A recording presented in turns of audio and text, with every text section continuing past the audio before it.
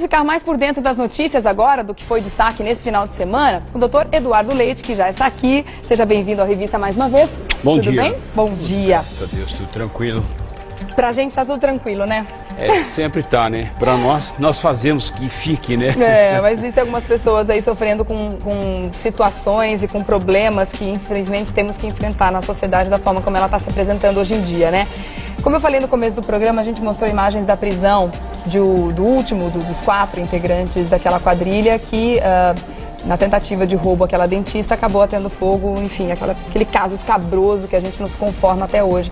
E eu comentei que as imagens não deixam de ser um alívio, né? A gente saber que esses monstros não estão mais nas ruas, né, doutor Eduardo? Bom, isso sem dúvida, né? Eu acho que a função da polícia, a função do poder judiciário é efetivamente prender aquelas pessoas que cometem crimes. E, obviamente, alguns, eles chamam a atenção de toda a sociedade, como esse fato que aconteceu, ou seja, não basta roubar, tem que atear fogo, né? Isso é realmente uma coisa, crueldade, isso é uma selvageria. Isso é algo que ultrapassa, né? Eu acho que qualquer limite de compreensão. De compreensão, de conscientização, enfim. E aí a sociedade responde, né? E a sociedade responde com força, né? Como nós tivemos esse final de semana, mais uma passeata falando a respeito da redução da maioridade penal, ou seja, o povo quer efetivamente buscar essa questão. Sentido. Agora, o caso aqui da Cíntia realmente nos chama a atenção, né? As pessoas hoje, esses valores morais, né, que tanto nós falamos, que tanto nós defendemos, algumas pessoas elas não têm esse discernimento, não sabem efetivamente o que significa isso. E aí o que acontece? Na prática desse crime, que já é uma coisa completamente fora de propósito, a prática do crime, né, ou seja, pratica ainda o latrocínio, porque isso que foi praticado por esses rapazes, né, sendo um de 21 anos, outro de 24, um de 17, o de 17 já confessou que teria ele ateado, ou seja, jogado álcool e ateado fogo, né? Isso realmente chama a atenção de toda uma sociedade, né? Então é essa questão. E não adianta, o crime tem uma pena severa, tem, o latrocínio tem uma pena que ultrapassa os 20 anos de prisão, né? Agora, tem outros elementos que estão, que de uma certa forma tem que ser analisado, ou seja, o cumprimento da pena e daí por diante, né? Então eu acho que essa questão é realmente algo que nos chama a atenção, ou seja, presta atenção no que está acontecendo, né? Deixou todo mundo de cabelo em pé na sexta-feira e a gente está até hoje, né? Aliás, a gente tem aqui a entrevista que foi feita com a delegada do DHPP e ela explicou um pouco mais sobre o caso e como é que foram feitas essas prisões. Dá só uma olhada. Ele revelou que jogou o álcool na dentista, que já estava amarrada com as mãos para trás, e ele com o isqueiro ele ficava fingindo que ia para torturar. E de repente o paletó dela, o avental, começou a pegar fogo e ela incendiou. E ele conta isso como se estivesse contando um capítulo de uma novela.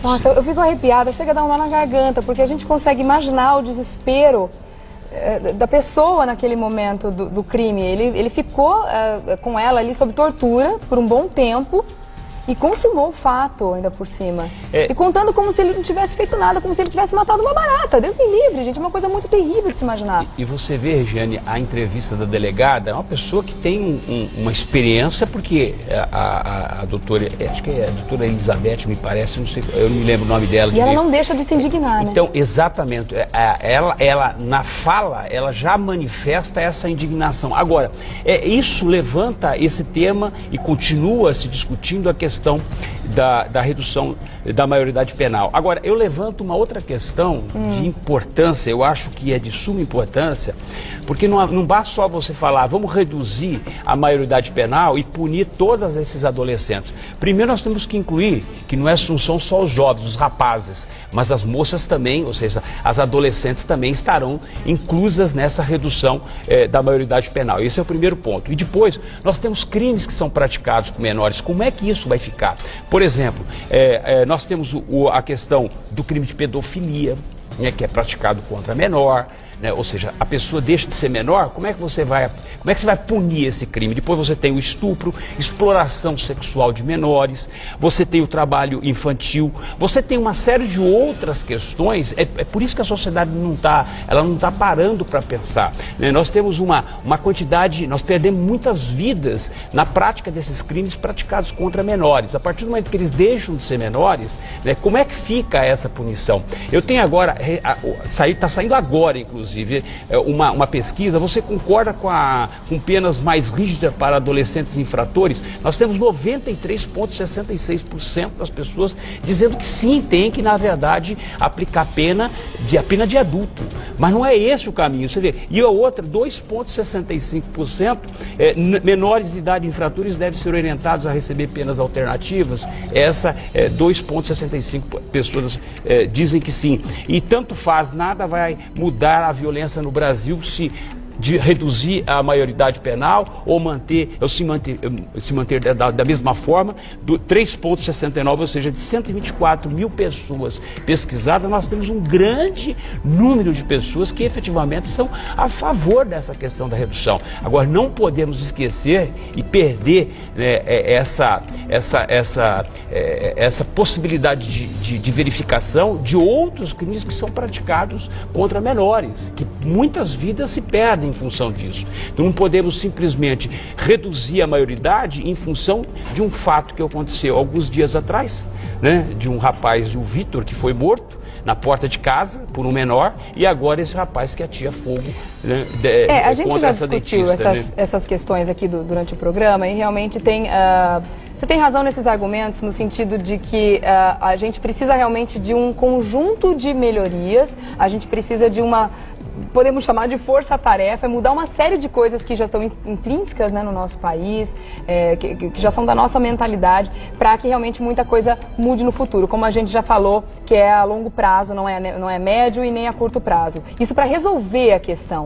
Mas assim, para a gente apagar esses incêndios que estão acontecendo agora, essas situações emergenciais, podemos dizer assim, esses crimes bárbaros, essas coisas absurdas que estão acontecendo, envolvendo sempre o menor de idade, não seria melhor que ele tivesse realmente um tipo diferente de pena, ou que ele fosse julgado de uma outra forma, porque são crimes realmente bárbaros, coisas que a sociedade não consegue aceitar e que não vão ser resolvidas agora, a curto prazo nem a médio, como a gente já comentou. Olha, Regiane, eu vejo uma alternativa realmente endurecendo a questão do ECA. Porque ele está sendo realmente julgado, um cara que faz uma coisa dessa está sendo julgado da mesma forma do menino que está roubando uma coisa sem matar ninguém. Eu acho que são duas ações. Você pode endurecer o ECA, como de fato o próprio governador Alckmin enviou para o Congresso, para rever essa questão de cumprir, aumentando a pena para ter 8 anos, aquela coisa. Então você pode efetivamente endurecer a questão do ECA.